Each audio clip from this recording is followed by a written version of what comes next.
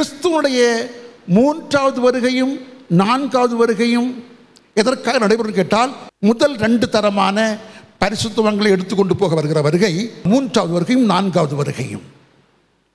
5வது வருகை எதற்காக என்று கேட்டால், 1000 வருஷ அரசாட்சிக்கு கிறிஸ்து தன்னுடைய பரிசுத்தவான்களோடு பரலோகத்திலிருந்து மனம் விருந்து முடிந்து பூமிக்கு வருகிற அந்த வருகை அவருடைய 5வது வருகை. இந்த 5வது வருகையின் நோக்கம் என்ன? இந்த பூமியை 1000 வருஷம் அரசாட்சி பண்ணுவது. இந்த 5வது வருகை வருகிற பொழுது பரிசுத்தவான்கள் வருகிறார்கள். எதற்காக வருகிறார்கள் என்பதை 15ஆம் வசனத்தில் பார்க்கிறோம். இருப்பு கோலால் இந்த பூமியை ஆட்சி செய்வதற்கு. 1000 வருஷ அரசாட்சி தர்மம் யுகம் என்று சொல்லுவார்கள். ஏசாயன் புஸ்தகம் 11ஆம் அதிகாரத்திலே நாம் பார்க்கிற பொழுது, அங்கே இயேசு கிறிஸ்து பிறக்கிற பொழுதே 1000 வருஷ அரசாட்சியை தீர்க்கதரிசி முன்னுரைத்திருக்கிறார். ஏசாயன் புஸ்தகம் 11ஆம் அதிகாரம் கிறிஸ்துனுடைய பிறப்பை முன்மொழிகிற ஒரு தீர்க்க தரிசனம். அந்த அதிகாரம் இப்படி ஆரம்பிக்கிறது: ஈசா என்னும் அடிமரத்திலிருந்து ஒரு துளிர் தோன்றி அவன் வேர்களிலிருந்து ஒரு கிளை எழும்பி செழிக்கும். இது கிறிஸ்துனுடைய பிறப்பை குறித்து சொல்லுகிற தீர்க்க தரிசனம். அந்த கிறிஸ்துனுடைய பிறப்பை குறித்து சொல்கிற தீர்க்க தரிசனத்திலே அவருடைய 1000 வருஷ அரசாட்சியையும் தீர்க்கன் முன்மொழிகிறார். எவ்வளவு ஆச்சரியம் பாருங்கள்! கிறிஸ்து பிறக்கிற பொழுதே 1000 வருஷ அரசாட்சியை முன்மொழிகிற காரணம் என்ன? கிறிஸ்துவை இந்த உலகத்தின் மக்கள் எல்லாரும் ஏற்றுக்கொள்ளவில்லை. ஆகவே அவர்கள் ஏற்றுக்கொள்ளாவிட்டாலும் இந்த பூமியை கிறிஸ்து ஆளுவார், ஆட்சி புரிவார்.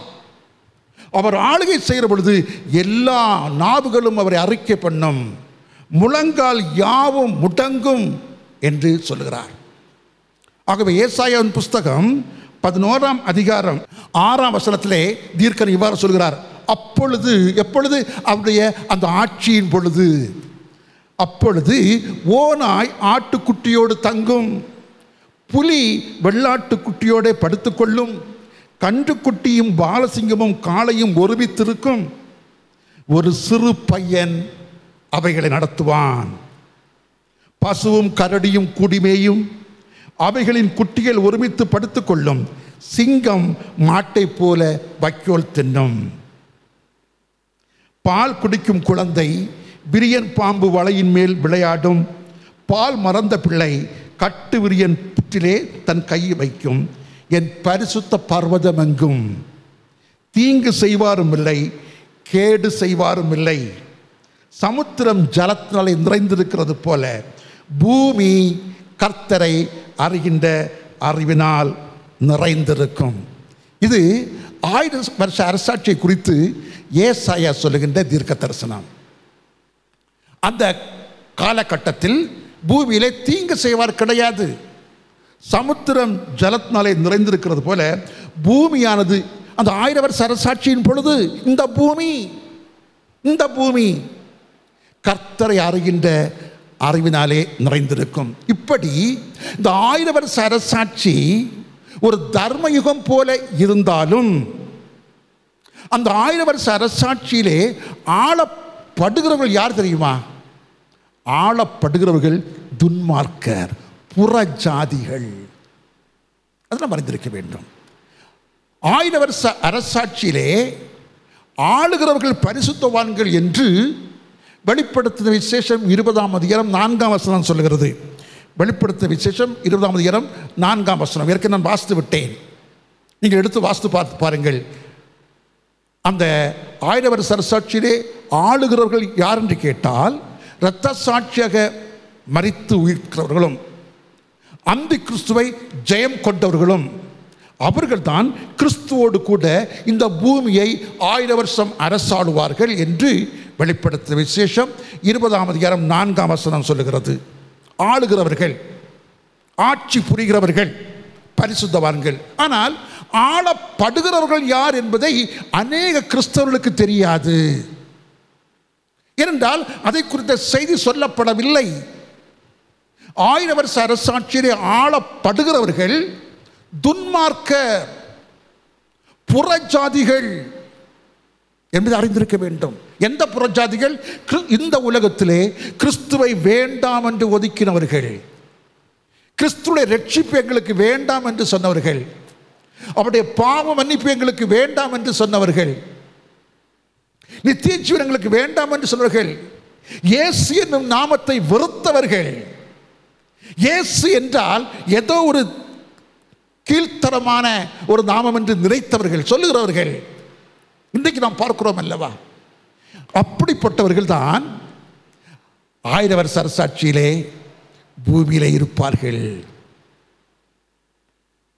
அந்திகிறிஸ்துவின் ஆட்சி காலத்திலே அவர்கள் பூமியிலே இருந்து கிறிஸ்துடைய வருகையின் பொழுதும் அவர்கள் பூமியில் இருப்பார்கள்.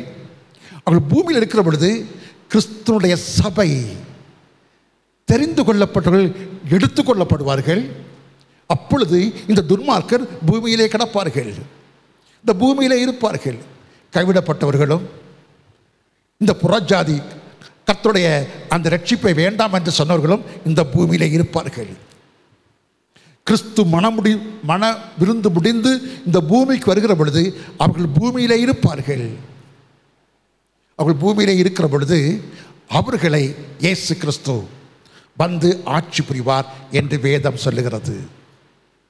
ஆகவே கிறிஸ்துவனுடைய 1000 வருஷ அரசாட்சியிலே ஆட்சி பண்ணப்படுகிறவர்கள் இந்த உலகத்திலே கிறிஸ்துவை வேண்டாம் என்று சொன்னவர்கள், இந்த புவி வாழ்க்கையிலே வேண்டாம் என்று சொன்னவர்கள் தான் அந்த 1000 வருஷ அரசாட்சியின் பொழுது அவர்கள் அந்த துன்மார்க்கர் அதே சரீரத்தோடு காணப்படுவார்கள், அதே மாம்ச சரீரத்தோடு காணப்படுவார்கள். அப்பொழுது இவர்கள் அனைவரும் கிறிஸ்துவை வேண்டாம் என்று சொல்ல முடியாது. வேண்டாம் என்று சொன்னால் பெரிய பிரச்சனை ஆகிவிடும். காரணம் என்ன? இருப்புக்கோள் ஆட்சி. காரணம் இருப்புக்கோள் ஆட்சி. இவர்கள் ஏன் வேண்டாம் என்று சொல்ல முடியாது தெரியுமா? சகரியா பேசுகிறார். சகரியா தீர்க்கதரிசி இந்த 1000 வருஷ அரசாட்சியை குறித்து முன்னுரைக்கிறார். சகரியாவின் புஸ்தகம் 14ஆம் அதிகாரம் 5ஆம் வசனத்தினுடைய கடைசி வரிகள் இவ்வாறு சொல்கிறது: என் தேவனாகிய கர்த்தர் வருவார். இது எந்த வருகை? என் தேவனாகிய கர்த்தர் வருவார், தேவரீரோட எல்லா பரிசுத்தவான்களும் வருவார்கள். இது எந்த வருகை? மத்தேயு சுவிசேஷம் 24ஆம் அதிகாரம் 30ஆம் வசனத்திலே ஒரு வருகையை சொல்லுகிறார் இயேசு கிறிஸ்து. அவர் தம்முடைய தூதர்களை அனுப்புவார். தூதர்களோடு சேர்ந்து வருகிற வருகை. அதே வருகைத்தான் பவுல் அப்போஸ்தலன் 1 தெசலோனிக்கேயர் 4ஆம் அதிகாரம் 16ஆம் வசனத்திலே சொல்லுகிறார். கர்த்தர் தாமே ஆரவாரத்தோடும் பிரதான சத்தத்தோடும் தேவ எக்காலத்தோடு வருவார். பிரதான தூதர்களோடு வருகிற வருகை. இயேசு கிறிஸ்து சொல்கிறார் தூதரோடு வருகிற வருகை என்று, பவுல் அப்போஸ்தலன் சொல்கிறார் தூதரோடு வருகிற வருகை. இங்கே சகரியா சொல்கிறார் பரிசுத்தவான்களோடு வருகிற வருகை. அப்படி என்றால் 2 வருகைகளும் வேறு வேறு. இயேசு கிறிஸ்து மத்தேயு 24ஆம் அதிகாரம் 31ஆம் வசனத்திலே வருகிற வருகை அது தூதர்களோடு வருகிற வருகை, சபையை எடுத்துக்கொண்டு போக வருகிற வருகை. அதைத்தான் பவுல் அப்போஸ்தலன் 1 தெசலோனிக்கேயர் 4ஆம் அதிகாரம் 16-17 வசனங்களை சொல்கிறார். தூதரோடு வந்து சபையை எடுத்துக்கொண்டு போகிற வருகை. ஆனால் சகரியா சொல்கிற வருகை, என் தேவனாகிய கர்த்தர் வருவார், தேவனோட சகல பரிசுத்தவான்களும் வருவார்கள். அது என்ன? சபை பரலோகத்துக்கு எடுத்துக்கொள்ளப்பட்ட பிறகு மன விருந்து முடிந்து கிறிஸ்துவோடு கூட பரிசுத்தவான்கள் பூமிக்கு வருகிற வருகை, 1000 வருஷ அரசாட்சிக்காக வருகிற வருகையை தான் சகரியா இங்கே சொல்லுகிறார்.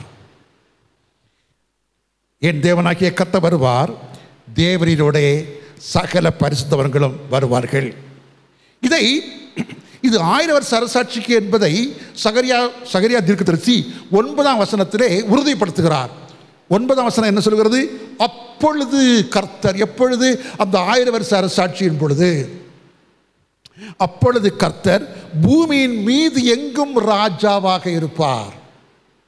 அப்பொழுது கர்த்தர் பூமியின் மீது எங்கும், அதாவது இந்த பூமி என்கிற பிளானட், அந்த முழு கண்டங்களிலும், எல்லா கண்டங்களிலும், எல்லா கண்டங்களுடைய எல்லா ராஜ்யங்களிலும், எல்லா தேசங்களிலும் அவர் ராஜாவாக இருப்பார். பூமியின் மீது எங்கும் அவர் ராஜாவாக இருப்பார். அந்நாளில் ஒரே கர்த்தர் இருப்பார், அவருடைய நாமமும் ஒன்றாக இருக்கும். இன்றைக்கு சொல்கிறார்கள் ஒரே கடவுள், அந்த பெயர் தான் வித்தியாசம் என்று சொல்வார்கள். ஒரே கடவுள், பெயர் தான் வித்தியாசம். இப்படி சொல்கிற காரணத்தினால்தான் ஆண்டவரை பற்றியுள்ள விஷயத்திலே ஏமாற்றுகிறதற்கும் ஏமாந்து போகிறதற்கும் வாய்ப்பு இருக்கிறது. ஏமாற்றுகிறதற்கும் ஏமாந்து போகிறதற்கும் வாய்ப்பு இருக்கிறது. கடவுளை பற்றிய விஷயத்திலே எந்த கடவுள் உண்மையான கடவுள்? ஏன்னா சாத்தான் இருக்கிறானே, சாத்தான் தன்னை கடவுள் என்று பேசிக் கொண்டிருக்கிறான். சாத்தான் தன்னை கடவுள் சொல்லிக் கொண்டிருக்கிறான். தனக்கு ஆராதனை விரும்புகிறான். மக்களும் அவனை கடவுள் தான் சொல்கிறார்கள். கேட்டால் எல்லாம் ஒரே கடவுள் தான், ஆனால் வேறு வேறு பெயர் என்று சொல்லி விடுவார்கள். ஆகவே 1000 வருஷ அரசாட்சியிலே இந்த ஏமாற்றுக்கு இடம் கிடையாது. இந்த ஏமாற்றுக்கு இடம் கிடையாது. ஆகவே தீர்க்க சொல்கிறார், அப்பொழுது பூமியின் மீதெங்கும் கர்த்தர் ராஜாவாக இருப்பார். அந்த நாளில் ஒரே கர்த்தர் இருப்பார், அவருடைய நாமமும் ஒன்றாக இருக்கும். நாமம் சரியாக கர்த்தரை அடையாளம் காண்பித்து கொடுத்து விடும், ஏமாற்ற முடியாது. ஆகவே 1000 வருஷ அரசாட்சியிலே ஒரே கடவுள், கிறிஸ்துவே கர்த்தர், கர்த்தராகிய இயேசு கிறிஸ்து, அவரே ராஜாவாக இருப்பார். வேற ஆள் கிடையாது, வேற கடவுள் கிடையாது, வேற கடவுள் கிடையாது. ஒரே அவருடைய நாமமும் ஒன்றாக இருக்கும். 1000 வருஷ அரசாட்சியின் கீழது. அப்பொழுது இன்னொரு வசனம் நிறைவேறும், முழங்கால் யாவும் முடங்கும், நாவுகள் யாவும் அறிக்கையிடும் என்கிற வார்த்தை அப்பொழுது நிறைவேறும். கிறிஸ்துவனுடைய 1000 வருஷ அரசாட்சியின் போது நிறைவேறும். பாருங்கள், இந்த 1000 வருஷ அரசாட்சி ஒரு இருப்புக்கோள் ஆட்சி. அந்த இருப்புக்கோள் ஆட்சி குறித்து தாவீது கூட ஒரு தீர்க்க தரிசனம் சொல்லியிருக்கிறார்.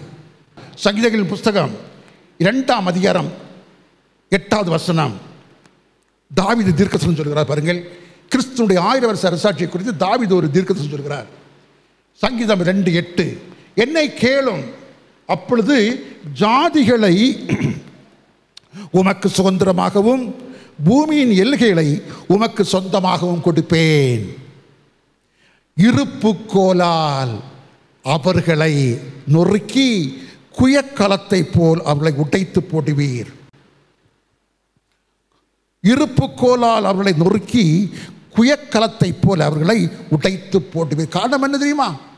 இவர்கள் யார்? கிறிஸ்துவை எதிர்த்தவர்கள். இந்த ஜாதிகள் தங்களுடைய இந்த உலக வாழ்நாள் காலத்திலே கிறிஸ்துவை வேண்டாம் என்று சொன்னவர்கள், கிறிஸ்து விரோதமாக கலகம் செய்தவர்கள், கிறிஸ்துடைய ஊழியக்காரர்களை கொன்றவர்கள். அவர்களைத்தான் அவர் நொறுக்குவார். எப்படி நொறுக்குவார்? வார்த்தையை கொண்டு நொறுக்குவார். வார்த்தையாகிய பட்டயம், அந்த வார்த்தை அவளை சீர்படுத்தும், அவளை சரிப்படுத்தும். அந்த வார்த்தை அவளை சீர்படுத்தும். கர்த்தருடைய வார்த்தைக்கு எதிராக நிற்க முடியாது. அவருடைய வார்த்தை சொல்லும் பொழுது அவருடைய ஆணவம் என்கிற தலை உடையும். குயக்கலத்தை போல அவளை நொறுக்கி போடுவோம் சொன்னால் அவருடைய ஆணவ தலையை நொறுக்குவார். தலை ஒன்று உடைஞ்சு ரத்தம் பாயாது, தலை ஒன்று உடைஞ்சி ரத்தம் பாயாது. அவருடைய ஆணவ தலையை வார்த்தை மூலமாக நொறுக்குவார். ஆணவம் உடையும். அது எப்படி தெரியும்? சகரியாவின் புஸ்தகம் 14ஆம் அதிகாரம் 12ஆம் வசனம் சொல்லுகிறது, எருசலேமுக்கு விரோதமாக. அது எந்த எருசலேம்? பழைய ஏற்பாட்டிலே ஜியோகிராபிக்கல் ஜெருசலம். ஆனால் புதிய ஏற்பாட்டிலே ஜெருசலேம் என்பது அது ஒரு ஆவிக்குரிய எருசலேம், ஸ்பிரிச்சுவல் ஜெருசலம். அதாவது திருச்சபை. இன்றைக்கு நம்முடைய பிரதேசங்கள் இருக்கிற எல்லா திருச்சபைகளும் எருசலேம் தான். ஒவ்வொரு திருச்சபைகளும் எருசலேம். எருசலேம் என்பது கர்த்தர் தங்கி தாவரிக்கிற இடம். எருசலேம் என்பது ஆண்டவர் வந்து தங்குகிற இடம் தான் எருசலேம். இன்றைக்கு நம்முடைய சமுதாயத்திலே கர்த்தர் எங்கே தங்குகிறார்? அவருடைய பரிசுத்தவான்கள் கூடி வருகிற இடத்திலே தங்குகிறார். எங்கே 2 அல்லது 3 பேர் நாமத்தினாலே ஒருமனப்பட்டிருப்பீர்களோ அங்கே நான் இருக்கிறேன். ஆகவே அதுதான் எருசலேம். தேவனுடைய பிள்ளைகள் ஒருமனப்பட்டு கூடி வருகிற இடம் எருசலேம். ஆகவே எருசலேமுக்கு விரோதமாக, திருச்சபைக்கு விரோதமாக யுத்தம் பண்ணின எல்லா ஜனங்களையும் கர்த்தர் வாதிக்கிற வாதையாவது, அவர்கள் காலூன்றி நிற்கையிலும் அவர்களுடைய சதை அழிந்து போகும். அவர்கள் காலூன்றி நிற்கையிலும் அவருடைய சதை அழிந்து போகும். அவர்களுடைய கண்கள் தங்களுடைய குழிகளிலே கெட்டு போகும். அவருடைய நாவு வாயிலே அழுகி போகும். ஏன்? எருசலேமுக்கு விரோதமாக தவறு பண்ணினால், 1000 வருஷ அரசாட்சியில் இருக்கிற திருச்சபைகளுக்கு விரோதமாக இவன் பேசியாச்சுன்னா, இப்போ பேசுகிறான் பாருங்க. இப்போ பேசுறது மாதிரி அன்றைக்கு 1000 வருஷ அரசாட்சியில் வாயை திறந்தால் என்னாகும்? திருச்சபைக்கு விரோதமாக, ஊழியக்காலுக்கு விரோதமாக 1000 வருஷ அரசாட்சியிலே இந்த துன்மார்க்கர் தங்களுடைய வாய்களை திறந்தால் என்னாகும்? காலூன்றி நிற்கையிலே சதை அழுகும். அவருடைய கண்கள் குழியிலே கெட்டு போகும். நாவு அழுகும். ஆகவே இதுதான் இருப்பு கோலாட்சி. உடனே அந்த தண்டனை கிடைக்கிறது. பட்டயத்தால் அவளை வெட்டுவார். கர்த்தருடைய வார்த்தை அங்கே கிரியை செய்யும். தண்டனை உடனே கிடைக்கும். உடனே திரிந்து கொள்ளுவார்கள். மன்னிப்பு கேட்டு திருந்திக் கொள்ளுவார்கள். ஆகவே தான் கர்த்தருடைய அந்த 1000 வருஷ அரசாட்சியில் கர்த்தருடைய பூமியின் மீதெங்கும் தீங்கு செய்வார் கிடையாது, தீமை செய்வார் கிடையாது. காலம் என்ன? இருப்பு கோலாட்சி, தண்டனை உடனே கிடைக்கும். 17ஆம் வசனம் சொல்லுகிறது, அப்பொழுது, எப்பொழுது? அந்த 1000 வருஷ அரசாட்சியின் பொழுது, பூமியின் வம்சங்களில் சேனைகளின் கர்த்தராகிய ராஜாவை தொழுது கொள்ள எருசலேமுக்கு வராதவர்கள். எருசலேம்னு சொன்னால் நான் சொன்னேன் திருச்சபை. அது ஜியோகிராபிக்கல் ஜெருசலம் அல்ல. உலகம் முழுதும் எருசலேம் இருக்கிறது. உலகம் முழுதும் கர்த்தர் வாசம் பண்ணுகிற எருசலேம் திருச்சபை இருக்கிறது. ஆகவே அந்த 1000 வருஷ அரசாட்சியிலே பூமியின் வம்சங்களில் சேனைகளின் கர்த்தராகிய ராஜாவை தொழுது கொள்ள எருசலேமுக்கு, திருச்சபைகளுக்கு வராதவர்கள் எவர்களோ அவர்களுடைய காட்டில் மழை பெய்வதில்லை. அவர்கள் பயிரிடுகின்ற அந்த வயல் நிலங்களில் மழை பெய்யாது. ஆகவே பயந்து போய் ஒழுங்காக வந்துடுவான். எங்கே வந்துடுவான்? திருச்சபைக்கு வந்துடுவான், ஆலயத்துக்கு வந்துடுவான். யாரு? இன்னைக்கு தகராறு பண்ணிட்டு இருக்கிறவன் எல்லாம். இன்றைக்கு ஆலயம் கட்டப்படாது, கோயில் கட்டப்படக்கூடாது என்று தகராறு பண்ணுகிறவர்கள் எல்லாரும் அன்றைக்கு ஒழுங்காக அந்த 1000 வருஷ அரசாட்சியின் பொழுது ஒழுங்காக ஆலயத்திலே கர்த்தரை தொழுது கொள்ள வருவார்கள். அப்பொழுது ஒரு வசனம் நிறைவேறும், நாவுகள் யாவும் அவரை அறிக்கை பண்ணும், முழங்கால் யாவும் முடங்கும் என்கிற வசனம் அன்றைக்கு நிறைவேறும். 1000 வருஷ அரசாட்சி அது ஒரு தர்ம யுகமாக இருந்தாலும் அது இருப்புக்கோல் ஆட்சி. கர்த்தருடைய வைராக்கியம் அதை செய்யும். அன்பான தேவனுடைய பிள்ளைகளை, திருச்சபை இதை குறித்து கவனமாக இருக்கிறதா? இந்த 1000 வருஷ அரசாட்சி அது யாருக்கு? தேவனை நம்புகிற பிள்ளைகளுக்கு, அவருக்காக இரத்த சாட்சியாக மரிக்கிறவர்களுக்கும் வாழுகிறவர்களும். அது என்ன வாழுதல்? இரத்த சாட்சியை எப்படி வாழ முடியும்? அந்திக்குரிய ஆட்சி காலத்திலே அவனை ஜெயமெடுக்கிறவர்கள் தான் இரத்த சாட்சியாக வாழுகிறவர்கள். அந்திக்குரிய ஆட்சி காலத்திலே அவனை எப்படி ஜெயமெடுப்பது?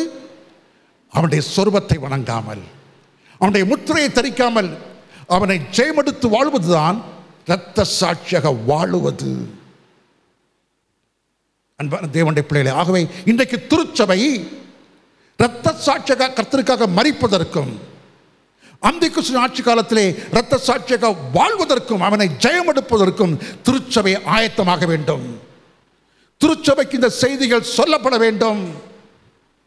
இயேசு சொன்னார், பயப்படாத சிறுமந்தையை, உங்களுக்கு ராஜ்யத்தை கொடுக்க கர்த்தர் பிரியமாக இருக்கிறார்.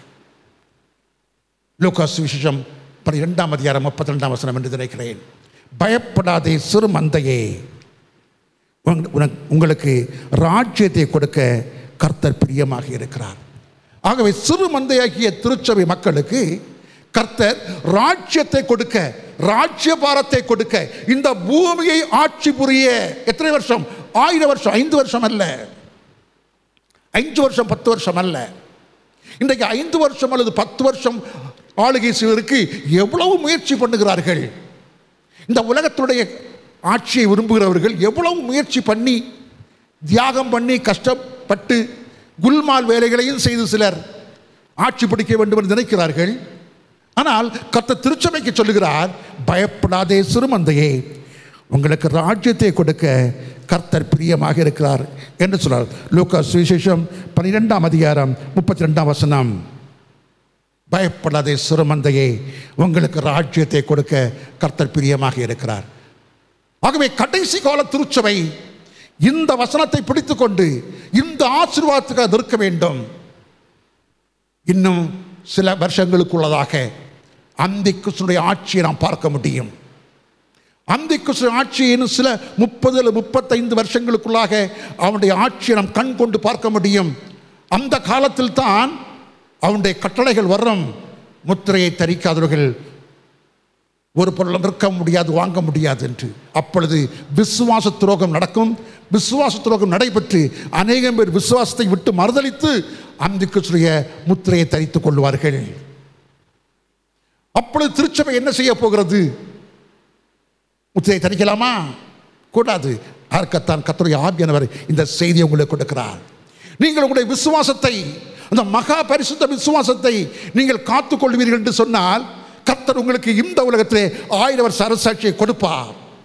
நீங்கள் ஒருவேளை ஆண்டுக்காக இரத்த சாட்சியாக மரித்தாலும் கர்த்தருடைய வருகையின் பொழுது நடக்கிற அந்த முதலாம் உயிர்த்தெழுதலிலே நீங்கள் எழும்புவீர்கள், உயிர்த்தெழுவீர்கள். இரத்த சாட்சியாக மரிக்கிறது என்பது கிறிஸ்தவனுக்கு ஒரு பெரிய பாக்கியம். இரத்த சாட்சியாக மரிப்பது கிறிஸ்தவர்களுக்கு ஒரு பெரிய பாக்கியம். என்றால் அவர்கள் தான் இந்த உலகத்தை 1000 வருஷம் அரசாட்சி பண்ணுவார்கள். அதன் பிறகுதான் புதிய வானம் புதிய பூமியிலே நீடூழியாக நிலையாக நித்திய ஜீவ காலம் அவர்கள் ஆட்சி புரிவார்கள். ஆளுகை உண்டு. அங்கேயும் புதிய பூமியிலும் ஆளுகை உண்டு. அதை என்னுடைய பின்வரும் செய்திகளை சொல்லுவேன். அன்பான தேவனுடைய பிள்ளைகளே, ஆகவே திருச்சபை கர்த்தருடைய அந்த 1000 வருஷ அரசாட்சிக்கு ஆயத்தமாக வேண்டும். அவருடைய 4வது வருகைக்கும் ஆயத்தமாக வேண்டும். 4வது வருகையிலே பங்கு பெறுவர்கள் அவருடைய 1000 வருஷ அரசாட்சியிலும் பங்கு பெறுவார்கள். ஆகவே 1000 வருஷ அரசாட்சிக்கு கர்த்தர் பரலோகத்திலிருந்து மணவாட்டியை மணவிருந்து முடிந்து பூமிக்கு கொண்டு வருகிற வருகைதான் 5வது வருகை. இதுவரைக்கும் நாம் 5 வருகைகளை பார்த்திருக்கிறோம். முதல் வருகை நான் ஏற்கனவே சொன்ன வண்ணமாக கிறிஸ்து பாலகனாக இந்த பூமியிலே வந்தது, இரட்சகராக வந்தது. 2ஆம் வருகை திருச்சபையை தேற்றுவதற்காக கிறிஸ்துவின் ஆவியானவர் வேறொரு தேற்றவாளனாக பிதாவின் குமாரன் தேவகுமாரனாக வந்தது. கிறிஸ்டாலஜி, அதாவது கிறிஸ்துவை குறித்த அந்த அறிவிலே நம்ம ஒரு தெளிவு வேண்டும். கிறிஸ்து அவர் மனுஷகுமாரன், தேவகுமாரன். மனுஷகுமாரன், தேவகுமாரன். ஆகவே அவர் உயிர்த்தெழுந்த பிறகு அவர் தேவகுமாரன். சிலுவை மரணத்துக்கு முன்னாலே மனுஷகுமாரன். அந்த மனுஷகுமாரன் தேவகுமாரனாக உயிர்த்தெழுந்த பிறகு அவர் பெந்தேகோஸ்தே நாளிலே வந்தார் பாருங்கள். அதுதான் அவருடைய 2வது வருகை, தேற்றவாளனாக வந்த வருகை. 3வது வருகை அவருடைய முதற் பலனை 1,40,000 இஸ்ரவேல் பரிசுத்தவான்களை பரலோகத்துக்கு கொண்டு செல்கிற அந்த வருகை, அதனுடைய 3வது வருகை. அப்பொழுது முதல் தர மணவாட்டி எடுத்துக்கொள்ளப்படுவாள். அவருடைய 4வது வருகை என்பது இரத்த சாட்சிகளாக மரித்தவர்களையும் இரத்த சாட்சியாக வாழ்ந்தவர்களையும், அதாவது அந்தி கிறிஸ்துவை ஜெயம் எடுத்தவர்களையும் பரலோகத்துக்கு எடுத்துக்கொண்டு போக வருகின்ற வருகை 4வது வருகை. அப்பொழுது நடக்க எடுத்துக்கொள்ளப்படுதல் இரண்டாம் எடுத்துக்கொள்ளப்படுதல். மனவிருந்து முடிந்து கர்த்தர் அந்த பரிசுத்தவான்களுடைய பூமிக்கு வருகிற வருகை ஐந்தாவது வருகை. ஐந்தாவது வருகையின் நோக்கம் இந்த பூமியை 1000 வருஷ அரசாட்சி செய்வது. இதுவரைக்கும் நாம் இந்த நாள் வரைக்கும் நாம் பார்த்தோம். இனி உள்ள சத்தியங்களை அடுத்த வாரத்தில் நாம் தொடர்ந்து கவனிக்கலாம். கர்த்தர் இந்த வசனங்கள் மூலமாக உங்களை தம்முடைய வருகைக்கும் ஆளுகைக்கும் ஆயத்தப்படுத்துவாராக. ஆமீன். ஜெபம் செய்வோம். சர்வ வல்லமையுள்ள கடவுளே, நாங்கள் இந்த சமயத்திலே உம்முடைய சமூகத்திலே கூடி எங்களுடைய குறைகளை அறிக்கையிட்டு நாங்கள் உமக்குள்ளாக முழுமையாக சீர்பொருந்தி பரிசுத்த மேல் பரிசுத்தம் அடைந்து உம்முடைய சமூகத்தில் வந்து நிற்கத்தக்கதாக இந்த வசனங்கள் அனைத்தும் எங்களுடைய இருதயத்திலே பதிந்திருக்க வேண்டும் என்றும் இந்த வசனங்கள் எங்களை வாழ்விலே எங்களை வழிநடத்த வேண்டும் என்றும் உம்மை நோக்கி நாங்கள் ஜெபிக்கிறோம். இப்பொழுதும் ஆண்டவரே, உம்மை நோக்கி பார்க்கிற ஒவ்வொரு பிள்ளைகளுடைய ஆவிக்குரிய சரீர தேவைகள் அனைத்தையும் கர்த்தர் சந்தித்து ஆசீர்வதித்து அனுப்ப வேண்டும் என்று ஜெபிக்கிறோம். ஒவ்வொரு பேரும் முதலாவது தேவனுடைய ராஜ்யத்தையும் அவருடைய நீதியையும் தேடி இந்த உலகத்தினுடைய தேவைகள் அனைத்தையும் சந்திக்கப்பட்டவர்களாக கர்த்தாவே அவளை ஆசீர்வதிக்க வேண்டும் என்று உம்மை நோக்கி நாங்கள் ஜெபிக்கிறோம். பலவீன சுயவீனமாக இருக்கிற பிள்ளைகளுடைய பிரேரங்கள் எல்லாம் அகன்று போகும்படியாக ஜெபிக்கிறோம். பொருளாதார தேவைகள் எல்லாம் சந்திக்கப்பட வேண்டும் என்றும் ஜெபிக்கிறோம். ஆண்டவரே, அனைத்து பிள்ளைகளும் உம்முடைய கற்பனையின் பாதைகளிலே நடக்கிறது மூலமாக உம்முடைய கற்பனைகளை கைக்கொள்வது மூலமாக கர்த்தர் தருவேன் என்று வாக்கு பண்ணி இருக்கிற ஆசீர்வாதங்கள் பெற்றுக்கொள்ளத்தக்கதாக கர்த்தரை கிருபை கொடுக்க வேண்டும் என்று ஜெபிக்கிறோம். உம்மை நோக்கி பார்க்கிற ஒவ்வொரு மக்களுடைய முகங்களும் பிரகாசம் அடைவதாக உம்முடைய சட்டைகளுக்குள்ளே அனைவரையும் காத்துக்கொள்ள வேண்டும் என்று ஜெபிக்கிறோம். ஆண்டவரை, திருச்சபைக்கு வெளியே இருக்கிற பிள்ளைகள், உம்முடைய சுவிசேஷத்தை கேட்கிறவர்கள், விசுவாசிக்கிறவர்கள் அனைவருக்கும் கர்த்தர் கிருபை செய்ய போவதற்காக ஸ்தோத்திரம். அனைத்து மக்களும் உம்மாலே ஆஸ்வதிக்கப்படத்தக்கதாக உம்முடைய ரட்சிப்பை பெற்றுக்கொள்ளத்தக்கதாக கர்த்தர் நீர் கிருபை தர வேண்டும் என்றும் கிரியை செய்ய வேண்டும் என்றும் உம்மை நோக்கி நாங்கள் ஜெபிக்கிறோம். திருச்சபைகளில் தேவ அன்பு மேலோங்கட்டும், பரிசுத்த மேலோங்கட்டும், விசுவாசம் கடைசி மட்டும் காத்து கொள்ளப்பட வேண்டும் என்று ஜெபிக்கிறோம். அவ்வாறு விசுவாசத்தையும் ரட்சிப்பையும் காத்து கொண்டவர்களுக்கே கர்த்தர் இவ்வாக்கு பண்ணியிருக்கிற ஆசீர்வாதத்தை கொடுக்கிறீர். ஆண்டவரே, அவளையே ஜெயம் கொள்வர்களாக மாற்றுகிறீர். இந்த கிருபையை தர வேண்டும் என்றும் ஜெபிக்கிறோம். கிருபைக்கும் பராமரிப்புக்கு ஒப்புக் கொடுக்கிறோம். கிறிஸ்து இயேசு மூலமாக இவை எல்லாவற்றையும் கேட்கிறோம். பரமபிதாவே, ஆமென்.